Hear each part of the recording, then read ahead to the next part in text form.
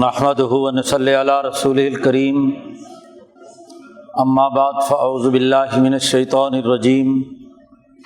بسم اللہ الرحمن الرحیم۔ قال اللہ تبارک و تعالی: والذی ارسل رسولہ بالہدی ودین الحق لیظہرہ علی الدین کلہ ولو کرہ المشرکون۔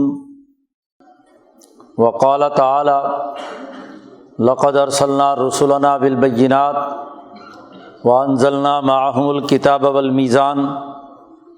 لیقوم الناس بالقسط۔ وقال النبی صلی اللہ علیہ وسلم: کانت بنو اسرائیل تسوسهم الانبیاء کلما ہلک نبی خلفہ نبی آخر الا لا نبی بعدی سیکون خلفاء فیکثرون۔ وقال النبی صلی اللہ علیہ وسلم: لا تزال طائفۃ من امتی قائمین علی الحق لا یضرهم من خالفهم۔ وقال النبی صلی اللہ علیہ وسلم: خیرکم من تعلم القرآن وعلمہ۔ صدق اللہ مولانا العظیم وصدق رسولہ النبی الکریم۔ معزز دوستو، ہم گزشتہ سے پیوستہ جمعے سے کتاب مقدس قرآن حکیم کی تعلیم و تربیت اور اس کے فہم و شعور کے لیے یہاں جمع ہیں۔ قرآن حکیم کا فہم اور اس کے مطابق اپنے آپ کو تربیت یافتہ بنانا یہ بہت اعلیٰ درجے کا کام ہے۔ کتاب مقدس قرآن حکیم وہ اللہ کا نور ہے جو قیامت تک انسانیت کے لیے رہنمائی فراہم کر رہا ہے۔ نبی اکرم صلی اللہ علیہ وسلم فرماتے ہیں کہ اللہ تبارک و تعالیٰ نے آسمان سے ایک رسی زمین میں پھینک رکھی ہے، جو اس رسی کو مضبوطی سے پکڑ لے گا وہ کامیاب ہے۔ آسمان سے جو رسی پھینکی ہوئی ہے حبل اللہ الممدود، وہ کتاب مقدس قرآن حکیم ہے۔ قرآن حکیم اللہ کی طرف سے نازل ہونے والی وہ تجلی اعظم ہے کہ جو انسانی روحوں کو منور کرتی ہے، عقلوں کو باشعور بناتی ہے، نفسوں کو مہذب کرتی ہے، قلب کے اندر جرأت اور ہمت پیدا کرتی ہے۔ اس نور کے ساتھ وابستہ ہونا، اس کے معانی اور مفاہیم پر غور و فکر کرنا، اس کے ساتھ دلی لگاؤ پیدا کرنا دنیا اور آخرت کی کامیابی کی ضمانت۔ انسان دنیا میں رہتا ہے تو اسے اپنے جسم کے تقاضوں کے تحت بہت ساری چیزوں سے رشتہ قائم کرنا ہوتا ہے۔ اس کی ضرورت کھانا پینا پہننا، زندگی بسر کرنا، روٹی کپڑا مکان کا ہونا،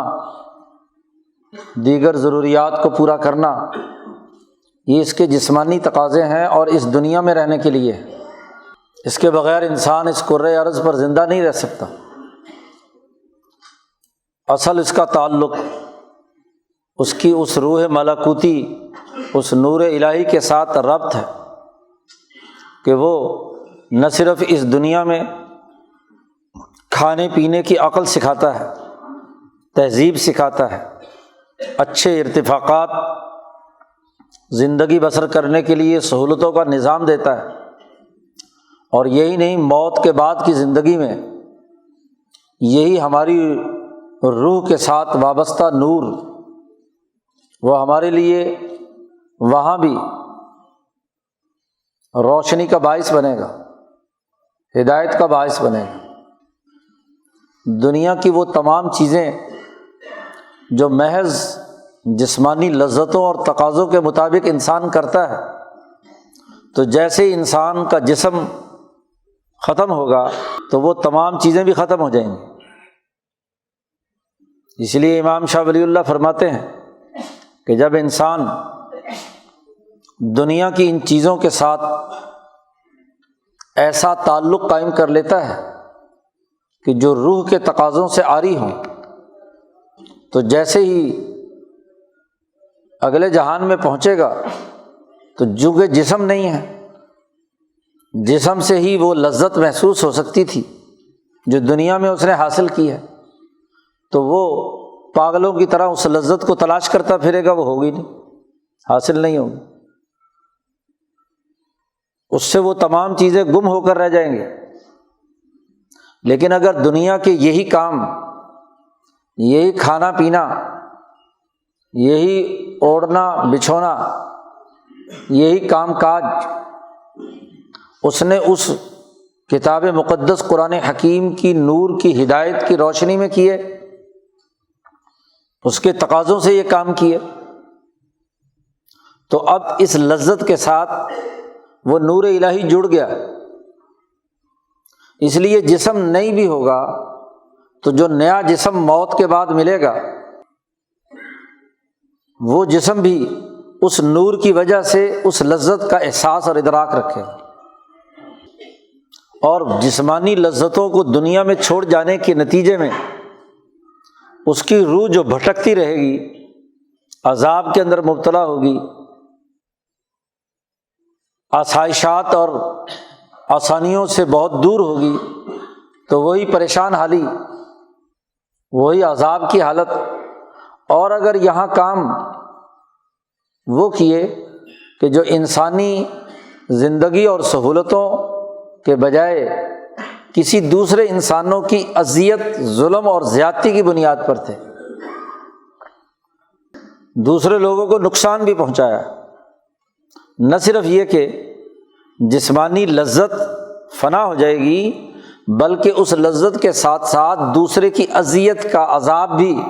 اس کی روح کے ساتھ وابستہ ہو جائے گا۔ اسی لیے فرمایا حشر کے میدان میں ایک آدمی بڑی نیکیاں لے کر آئے گا، اور وہاں آئے گا تو بڑی نیکیاں اس نے اٹھائی ہوئی ہوں گی، اور جب جائے گا تو وہ نیکیاں سب ختم، اور دوسروں کی جو اذیت اور تکلیفیں اور گناہ کیے ہیں، دوسروں کے جرائم ہیں، وہ کندھے پر اٹھا کر واپس جا رہا ہوگا۔ تو اس کا مطلب یہ ہے کہ دنیا کے اعمال انسان کو ایسے کرنے ہیں کہ جس سے دنیا اور آخرت دونوں کے فائدے کا نظام وجود میں آئے۔ صرف دنیا نہیں، دنیا کی لذتیں نہیں، اس کی وجہ ہے، ذرا اس کو اچھے طریقے سے سمجھنا چاہیے کہ انسان کی روح بڑی پیچیدہ اور متنوع واقع ہوئی ہے، اسے ایک لمبے طویل سفر کو طے کرنا ہے، اس کو زیادہ راہ چاہیے ہر مرحلے کے لیے۔ دنیا میں انسان جو کچھ استعمال کرتا ہے، اس کے استعمال کی ایک مدت ہوتی ہے، کھایا پیا، جسمانی ضرورت پوری کی تو 6 گھنٹے بعد دوبارہ بھوک لگ گئی، 24 گھنٹے بعد دوسرا کوئی تقاضا پیدا ہو گیا۔ ایسے ہی جو کام کاج کرتا ہے، کسی کام کا اثر 1 مہینے تک رہتا ہے، کسی کام کے اثرات 6 مہینے تک، 6 مہینے کے بعد فصل آتی ہے، کوئی فصل جو ہے سال کے بعد آتی ہے، اس کے نتائج سال کے بعد ظاہر ہوتے ہیں، اور کسی عمل کے نتائج 50-60 سال کے بعد آتے ہیں، اور کسی عمل کے نتائج ایک لمبی مدت چاہیے، اور ہر مرحلے کے لیے اسے اس عمل کو ساتھ رہنا ہے۔ تو آخرت جو موت کے بعد ہے وہ ایک لمبا اور طویل سفر ہے۔ عمل وہ ہو، کارکردگی وہ کی جائے جو انسانی روح کے ساتھ ایسے وابستہ ہو جائے، توانائی ایسی حاصل ہو جائے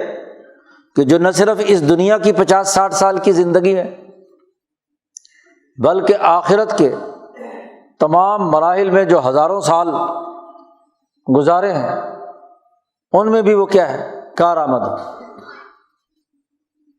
حضرت اقدس شاہ سید احمد صاحب رائے پوری فرمایا کرتے تھے کہ دیکھو ہمارے آباء و اجداد کو فوت ہوئے کوئی 10,000 سال ہو گئے، نہ جانے پتہ نہیں اس سے پہلے کتنی مدت تھی، اب اس وقت سے لے کر اب تک ان کی زندگی کا بڑا طویل دورانیہ گزرا ہے، اور ابھی پتہ نہیں قیامت کب آنی ہے، تو ہمیں بھی موت کے بعد قبر کے اندر کتنی لمبی مدت رہنا ہے۔ تو دیکھنا یہ ہے کہ وہ اعمال جو قبر میں بھی کام آئے، حشر میں بھی کام آئے، آگے دوزخ سے بچاؤ کے لیے بھی کام آئے، جنت میں جانے کا باعث بھی بنے، اور اس سے بھی آگے بڑھ کر رؤیت باری تعالیٰ کی نعمت بھی نصیب ہو، تو ان تمام مراحل کے لیے زوردار کام کرنا انسان کی ترقی کا باعث ہے۔ یہ ایمان، کتاب مقدس قرآن حکیم پر یقین، اس کے پروگرام پر ایک پختہ نظریے کے ساتھ کام کرنے کا عمل، یہ ایسا زوردار عمل ہے کہ جب یہ قرآن حکیم کا نور دل سے وابستہ ہو جاتا ہے، روح کے ساتھ چسپاں ہو جاتا ہے، تو پھر ان تمام مراحل میں اس کے لیے منارہ نور ثابت ہوتا ہے، توانائی دیتا ہے۔ اس کو پرواز کرنی ہے تو اس کی پرواز کو دنیا میں بھی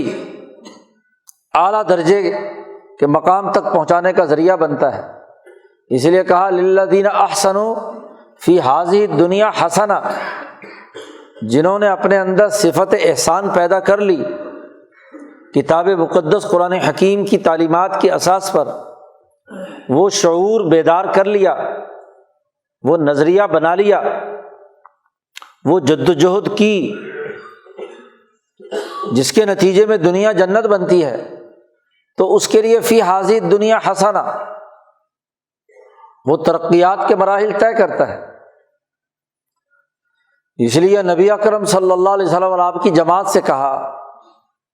کہ ہر آنے والا دن پہلے والے دن سے آپ کے لیے بہتر ہوگا، وَلَلْآخِرَةُ خَيْرٌ لَكَ مِنَ الْأُولَىٰ، ہر بعد والا دن پہلے والے دن سے زیادہ ترقی یافتہ ہوگا۔ اب یہ ایمان کا جو بیج قلب کے اندر لگ گیا، یہ جو کلمہ طیبہ دل کے اندر لکھ دیا گیا، اللہ پاک فرماتے ہیں کہ اس کی جڑیں بڑی گہری ہیں، اصلھا ثابت وفرعھا فی السماء، اور اس کی شاخیں اور کونپلیں وہ آسمان تک پہنچتی ہیں، عرش تک پہنچتی ہیں۔ تو یہ جو ایمان کا بیج قلب کے اندر لگا، اس نے نہ صرف اس دنیا میں گھنا سایہ اس کے اوپر پیدا کیا، بلکہ وفرعھا فی السماء، آسمان تک اس کی پرواز کو اس نے بلند بنا دیا۔ تو یہ جو جامع پروگرام کتاب مقدس قرآن حکیم نے دیا ہے، جو ہمارے جسم کی بھی تمام ضروریات کی تکمیل کرتا ہے اور ہماری روح کی تکمیل بھی کرتا ہے، اس جامع پروگرام کو سمجھنا، اس کے ساتھ دلی لگاؤ پیدا کرنا، اس کو عقل عشق سے تعلق قائم کر کے دونوں چیزوں پر مربوط بنانا، ہمت جرأت پیدا کرنا، فہم و بصیرت حاصل کرنا، عقلی حوالے سے بھی اور عشق کے حوالے سے بھی، یہی کامیابی کا راستہ ہے۔ یہ جو اولیاء اللہ اور بزرگوں کا مشن، صحابہ کرام کی جدوجہد، نبی اکرم صلی اللہ علیہ وسلم اور انبیاء علیہم السلام کی جدوجہد، وہ یہی ہے۔ اللہ پاک فرماتے ہیں کنتم علی شفا حفرۃ من النار فانقذکم منہا، تم سب جہنم کے کنارے کھڑے تھے کہ اب گرے یا اب گرے، تو نبی اکرم صلی اللہ علیہ وسلم اور کتاب مقدس قرآن حکیم کی ان تعلیمات نے تمہیں اس جہنم کے کنارے سے دور کر لیا۔ تو دنیا کی جہنم کی آگ بھی اس سے بجھتی ہے، اور آخرت کی جہنم سے بھی انسان بچتا ہے۔ دنیا کی ترقی یافتہ اور جنت بھی ملتی ہے، اور آخرت کی جنت اور آسائش وہ بھی ملتی ہے۔ جنت کی حقیقت بیان کرتے ہوئے امام شاہ ولی اللہ فرماتے ہیں کہ جنت کیا ہے؟ راحت النفس، نفس کا آرام اور راحت پانا۔ جہاں بھی اور جس جگہ پر بھی آپ کا نفس آرام پائے، اسے سکون ملے، مطمئن معاشرہ ہو، امن و امان کا معاشرہ ہو، تو وہی جنت ہے۔ تو دنیا بھی جنت بنتی ہے اعلیٰ اخلاق سے، بہتر نظام سے، اور یہی راحت النفس قبر کے مرحلے میں بھی چاہیے، حشر کے مرحلے میں بھی چاہیے، اور یہی اس کے بعد جو عبدالآباد کی راحت ہے، اطمینان ہے، کامل اطمینان اور سکون ہے، وہ جنت الفردوس میں بھی ہے۔ تو یہ جنت بنانے کا کام موقوف ہے اس بات پر کہ کتاب مقدس قرآن حکیم کے نظریے کے ساتھ سچی وابستگی پیدا ہو۔ اب وہ نظریہ کیا ہے؟ اس کو ایک محدود دائرے میں بند کر دینا یہ غلط ہے۔ امام شاہ ولی اللہ دہلوی کا فکر اور ان کی پوری جماعت کی جدوجہد اور کوشش یہی ہے کہ دین اسلام کا وہ جامع نظام فکر و عمل وہ سمجھ میں آئے اور اس کے ساتھ وابستگی ہو۔ اس لیے اللہ پاک نے فرمایا کہ ہم نے رسول بھیجے، ان پر کتابیں نازل کیں،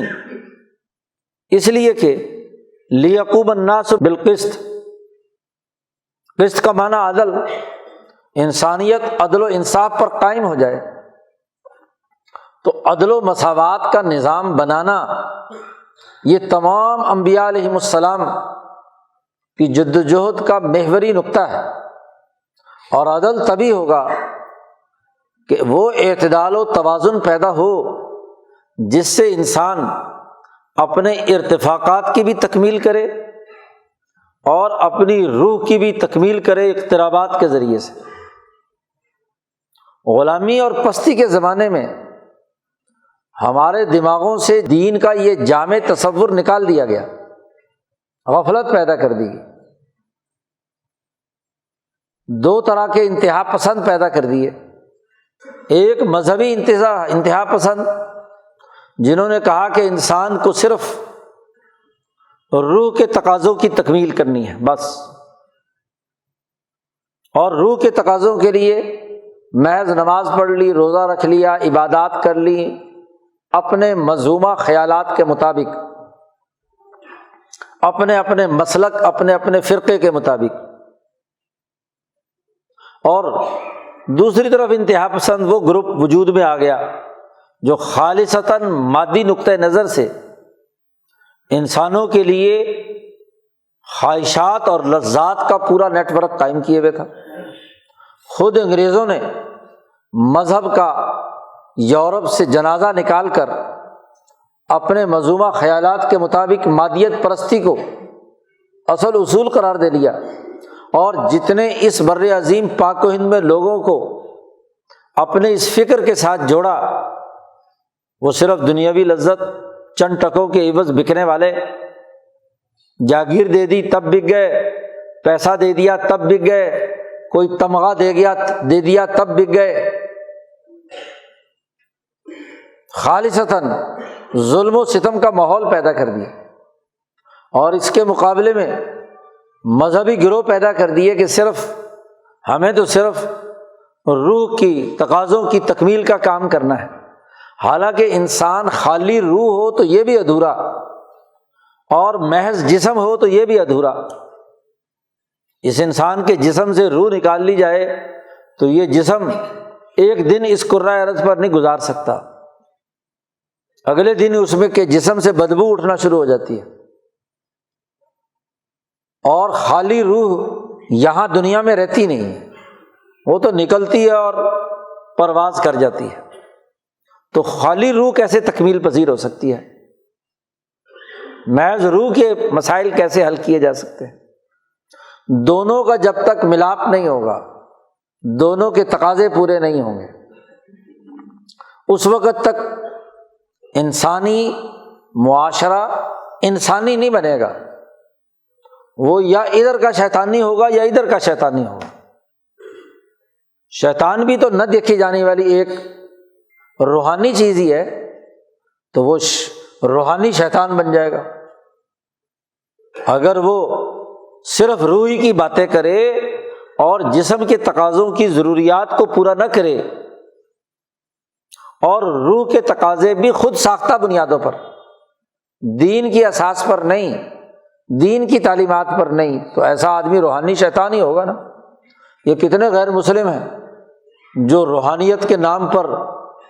برطانیہ، امریکہ اور یورپ کے اندر مراکز چلا رہے ہیں،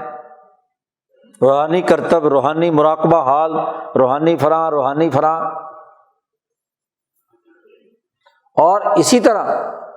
دنیا میں مادیت پرستی کی بنیاد پر نظام قائم کرنے والے کتنے ہیں جو صرف اور صرف جسمانی لذتوں کی اساس پر سرمایہ دارانہ ماحول پیدا کرتے ہیں، لوٹ کھسوٹ کا ماحول، ظلم اور زیادتی کا ماحول۔ تو یہ غلامی کے زمانے میں جو دو تصورات ہمارے دماغوں میں اونڈیل دیے گئے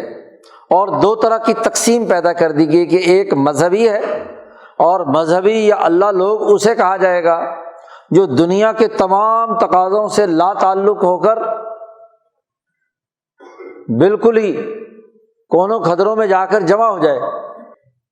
اور اس کے لیے احادیث کے غلط مطلب اور مفہوم بیان کیے جاتے ہیں۔ اور یا دوسری طرف انسان کو لذتوں میں ایسے منہمک کر دیا کہ سوائے کھانے پینے، جانوروں کی طرح وسائل اکٹھے کرنے، دولت کو گننے، سرمایہ پرستی کے ماحول کو غالب کرنے کے علاوہ اور کچھ نہیں۔ روح کے تقاضے سرے سے ختم کر دیے، شیطنت اس پر مسلط ہو گئی۔ استحوذ علیہم الشیطان، شیطان مسلط ہو گیا، اس نام نہاد روحانی رہنما اور اس نام نہاد مادی اور جسمانی رہنما۔ مادہ بغیر روح کے کیسے؟ اس کے بغیر تو وہ زندہ نہیں رہ سکتا، تقاضا نہیں پورا کرتا۔ تو یہ دونوں انتہا پسند طبقوں کے خلاف قرآن حکیم ایک واضح شعور دیتا ہے، اور وہ شعور ایسے مزاحمت پر مبنی ہے، مزاحمتی نظریے پر مبنی ہے کہ جو سرمایہ پرست قوتیں ہیں یا رجت پسند مذہبی قوتیں ہیں، ان کے مقابلے پر اعتدال اور توازن کے ساتھ، عقل و شعور کے ساتھ مزاحمت کرے، خود قائم ہو، خود اس پر استقامت اختیار کرے، اور اپنے اس نظریے کی جماعت بنائے، لوگوں کو دعوت دے، اپنے ساتھ وابستہ کرے، پھر صبر و استقامت سے مسلسل اپنی طاقت کو بڑھاتے ہوئے اپنے نظریے کو غالب کرنے کے لیے کردار ادا کرے۔ ایسے مشکل ماحول میں جہاں غلامی کے اثرات، جہاں قرآن حکیم کا مطالعہ ناقص اور ادھورے طور پر کرایا جائے، جہاں بے شعوری کو آگے بڑھایا جائے، وہاں شعوری بنیادوں پر، دینی فہم و بصیرت کی بنیاد پر ایسے تربیتی دورہ تفسیر کا انعقاد یقیناً بہت ایک قیمتی عمل ہے۔ قرآن حکیم کی اس نورانیت سے وابستہ کرنا چاہیے، حلقہ ہے دروس قرآن کے ساتھ سچا تعلق قائم کرانا چاہیے اپنے نوجوانوں کا، اپنی سوسائٹی کے لوگوں کا۔ تو یہ بہت اونچے درجے کا کام ہے۔ جتنا توانائی اور طاقت کے ساتھ ہم آگے منتقل کریں گے، تو یہ دراصل انبیاء علیہم السلام اور صحابہ اور اولیاء اللہ کی طرح ان کے نقش قدم پر چلنے، ان کی نیت سے کام کرنے کا عمل ہے۔ اس لیے اس کے مطابق ہی اللہ تبارک و تعالی ہمیں اعلیٰ درجے میں اس کا بدلہ نصیب فرمائے گا۔ دیکھو، سبق دوسرے کو سنانے سے یاد ہوتا ہے۔ جو سبق ہم نے یہاں سیکھا، یہ سبق آگے سنائیں گے اور سنیں گے، اس کا مذاکرہ کریں گے، بات چیت کریں گے، گفتگو کریں گے، تو یہ پیغام ہمیں سمجھ میں آئے گا۔ اور اگر یہاں سن لیا اور سال کے بعد آئے پھر، یا رمضان میں آنا ہوا، تو 5-6 مہینے سال کے بعد تو پچھلا پڑا ہوا بھول جاتا ہے۔ تو اپنے سبق یاد کرنے کا طریقہ یہ ہے کہ اس پیغام کو زیادہ سے زیادہ دوستوں تک منتقل کیا جائے۔ ہمارے حضرت اقدس شاہ سعید احمد صاحب رائے پوری رحمۃ اللہ علیہ، نوجوان آتے آپ کے پاس تو آپ گفتگو شروع کر دیتے، قرآن کا یہ انقلابی پیغام، اس پر گھنٹوں بات کرتے۔ بسا اوقات ایسا نوجوان ہوتا تھا کہ اسے پوری طریقے سے بات سمجھ نہیں آ رہی ہوتی تھی، تو حضرت فرماتے کہ میں نے تو اپنا سبق یاد کر لیا جی، اس کو جتنا سمجھ میں آیا تو آ گیا، باقی میں نے اپنا سبق دہرا لیا۔ تو آخر عمر تک بھی اگر حضرت اپنا سبق دہراتے رہے تو ہم کیسے کہہ سکتے ہیں کہ ہمیں سبق نہیں دہرانا چاہیے؟ دعوت کا نقطہ نظر یہ ہوتا ہے، نئی بات کا ہونا کوئی ضروری نہیں ہے، وہی بات استقامت کے ساتھ ہر ایک مدعو تک پہنچانے کے جذبے کے ساتھ دہرائی جائے، اور اس نقطہ نظر سے دہرائی جائے کہ خود اس گفتگو کے نتیجے میں اگلا اثر مجھ پر ہو۔ میں اپنی اصلاح کے لیے بات کر رہا ہوں، تو اپنی اصلاح اور تربیت کے نقطہ نظر سے بات دہرائی جائے گی تو یہ دل سے اٹھے گی، اور جب دل سے اٹھتی ہے تو دل پر پڑتی ہے جی۔ لفظی طور پر تو آدمی لمبی چوڑی تقریریں کرتا ہے، لیکن جی دل سے جو چیز اٹھتی ہے وہ دل پر پڑتی ہے، تو مدعو پر بھی اس کا اثر ہوتا ہے۔ تو اپنی اصلاح کی نیت سے اس بات کو دہرانا، اس کی دعوت دینا، اس کا ایک اثر ہے، اور اس کو اچھی طرح سمجھ لینا چاہیے کہ دین اسلام کی تعلیمات اور اس کے اعمال ہم بار بار دہراتے ہیں۔ صبح فجر پڑھی، پھر ظہر پڑھی، پھر عصر پڑھی، پھر مغرب پڑھی، پھر عشاء پڑھی، اگلے دن پھر فجر پڑھی، ظہر پڑھی۔ اب اگر کوئی کہے کہ یہ روزانہ ایک ہی عمل کر رہے ہیں تو اور کوئی اعتراض کرے کہ اس کا کیا فائدہ ہے، تو دیکھیے بڑی بنیادی سی بات ہے کہ روزانہ آپ کھانا بھی تو کھاتے ہیں، پانی اب پیا اور جب پیاس لگی پھر پیا، پھر کیا ہے کھانا کھایا۔ تو جیسے ہر غذا اور ہر کھانا پینا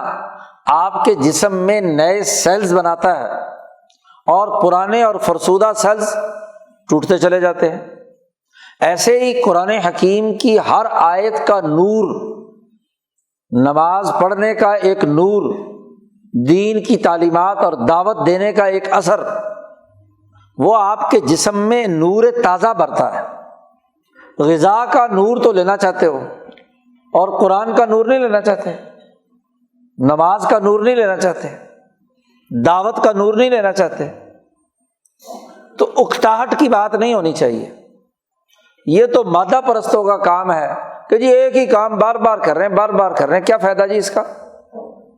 بھائی بار بار کرتے وقت ہم جس چیز کو ملحوظ رکھتے ہیں وہ کیا ہے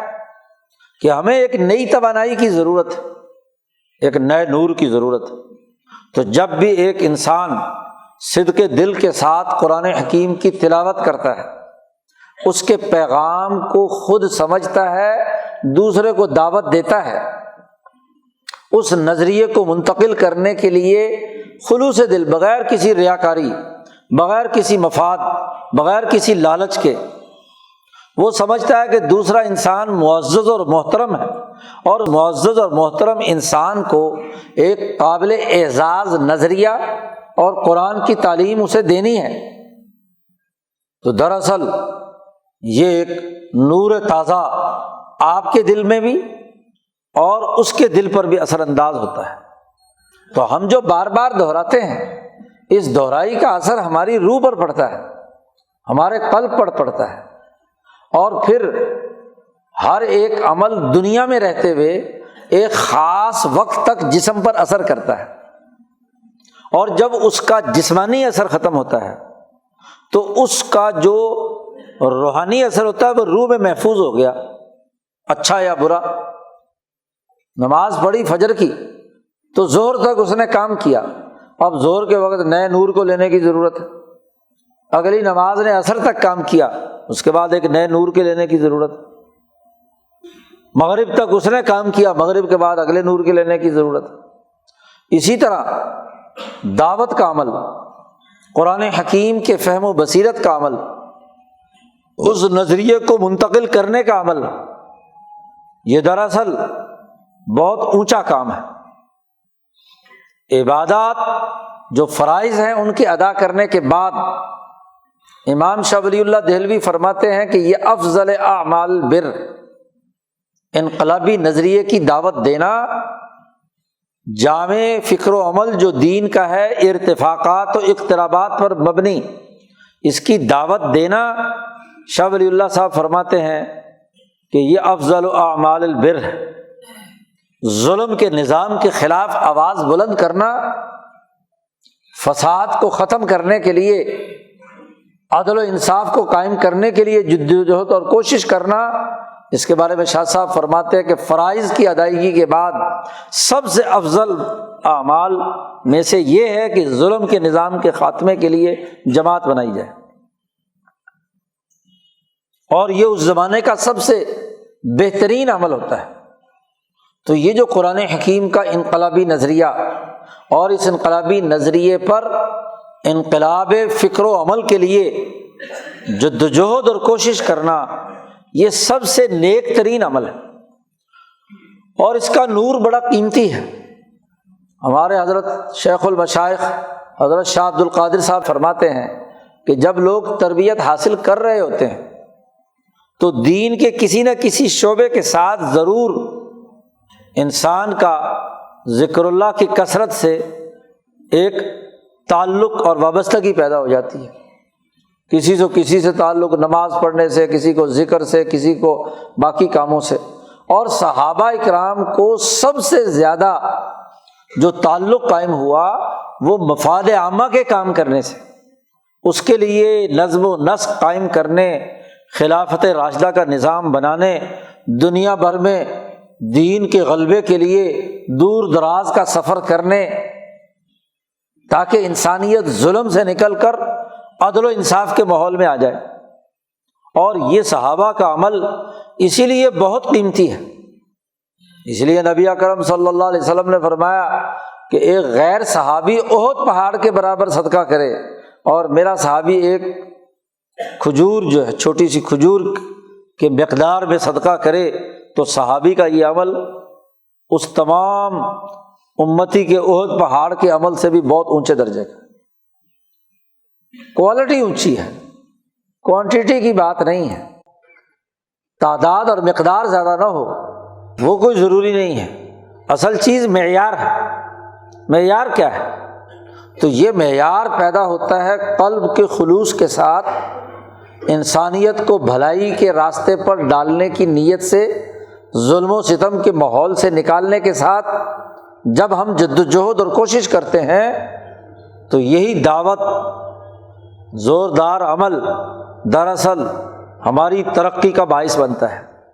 حضرت علی رضی اللہ تعالیٰ عنہ سے حضور صلی اللہ علیہ وسلم نے فرمایا، اے علی،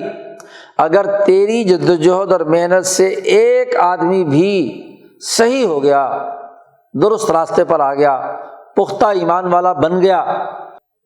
تو افراد تک دعوت دے کر جو کچھ سیکھا ہوا نظریہ ہے اسے منتقل کرنا،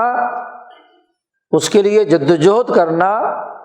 دعوت دینا، تربیت کرنا، اجتماعیت کے ساتھ جوڑنا وغیرہ وغیرہ، یہ انبیاء علیہم السلام کا کام ہے۔ اور جو اس نبوی کام کے ساتھ جڑ جاتا ہے تو نور علی نور، دنیا کا ترقی کا نظام بھی قائم ہوتا ہے اور آخرت کی ترقی بھی ہوتی ہے۔ اور اس کی جدوجہد اور محنت سے بالفرض کسی وجہ سے، بہت سے دیگر رکاوٹوں اور اسباب کی وجہ سے اگر وہ اپنی زندگی میں کامیاب نہیں بھی ہو سکا تو موت کے بعد تو اس کے لیے کیا ہے، وہ انعامات ہیں۔ اس نے تو اپنے تئیں جدوجہد کی، اپنی جان کھپا دی، اپنی محنت کی، اپنی کاوش کی، اس کاوش کے اثرات اور نتائج تو ضرور مرتب ہوں۔ ایسا نہیں ہو سکتا کہ کوئی آدمی پختہ یقین کے ساتھ صحیح عمل کرے اور اللہ تعالیٰ اس کے عمل کا بدلہ نہ دے۔ جس نے بھی من عاملہ عملا صالحا جس نے صحیح اور درست عمل کر لیا اس کے لیے پورا کا پورا بدلہ ہے، فَلَهُ جَزَاءً الْحُسْنَى، اس کے لیے اعلیٰ درجے کا کیا ہے؟ نیکی کا عمل، حسنہ ہے۔ تو یہ جو کچھ ہم نے سیکھا ہے یہ ہم تک محدود نہیں رہنا چاہیے،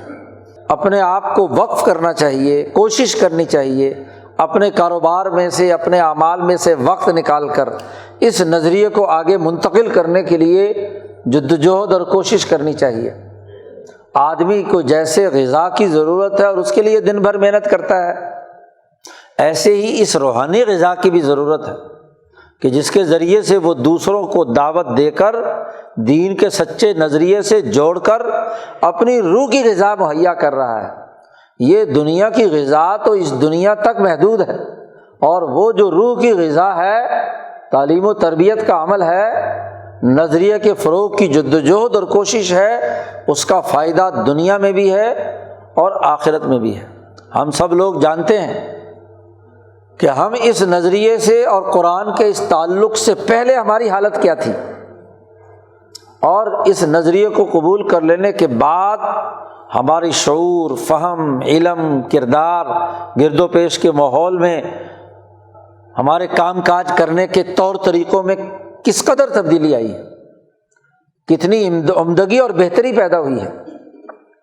تو اگر یہ عمل دنیا میں ہمارے لیے نفع بخش،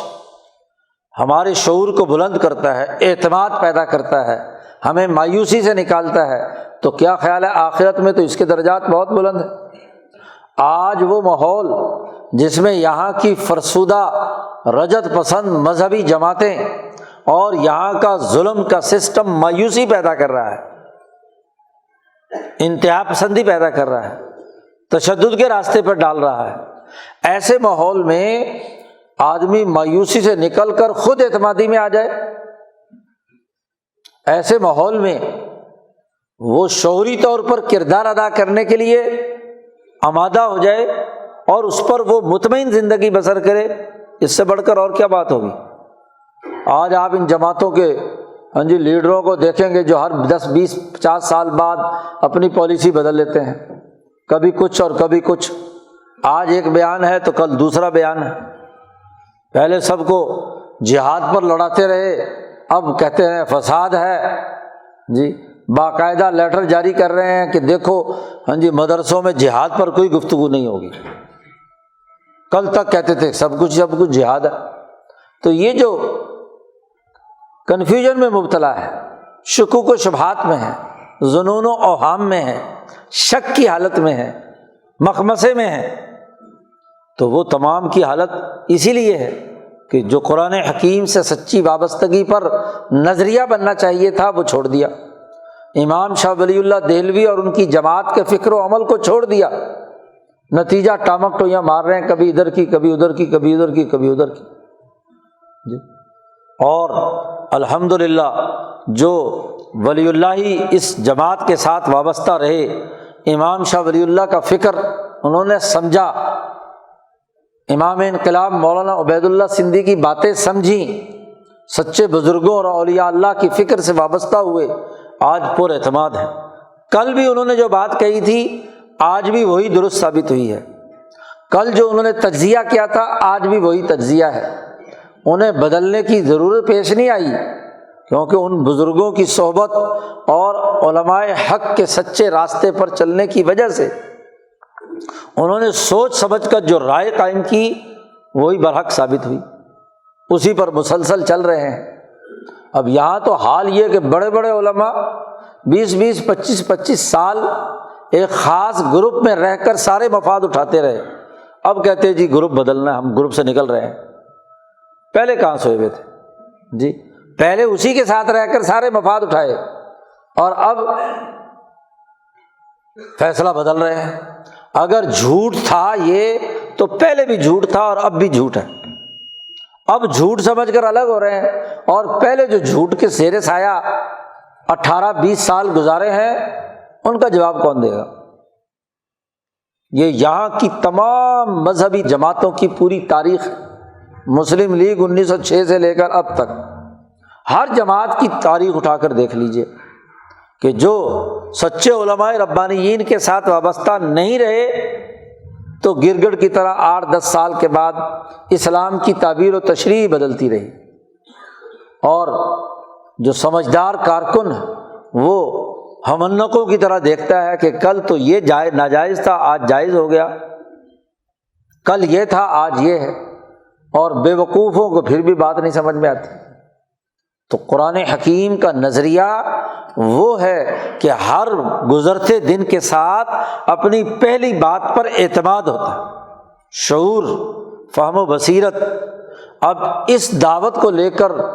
نئی نسل تک پہنچنا، ان کو دعوت دینا، یہ ہم پر فرض ہے، ہم پر علماء حق کا قرض ہے کہ ہم یہ قرض اگلی نسلوں تک منتقل کریں، ان کے اس نظریے کو آگے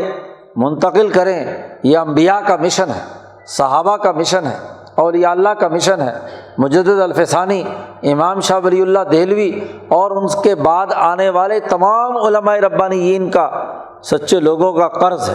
یہ قرض ہمیں نبھانا ہے، اور زیادہ سے زیادہ دوستوں تک اس کو منتقل کر کے خود اعتمادی پیدا کریں، ایمان و یقین کی کیفیت پیدا کریں، اللہ کے ساتھ سچا تعلق قائم کریں، انسان دوستی کے لیے کردار ادا کریں، بلا تفریق، رنگ، نسل، مذہب، تمام انسانیت کے لیے کردار ادا کرنے کے لیے، عدل، امن اور معاشی خوشحالی پیدا کرنے کے لیے جدوجہد اور کوشش کریں، تو یقیناً دنیا کی کامیابی بھی ہے اور آخرت کی کامیابی بھی۔ اللہ تعالیٰ ہمیں اس عزم میں کامیابی نصیب فرمائے،